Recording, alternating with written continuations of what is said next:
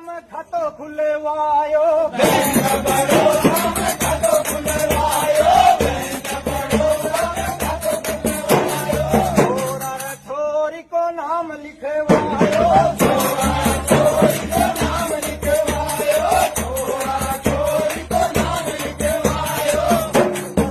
आज को आयो ये डेरा घड़ी तले ताई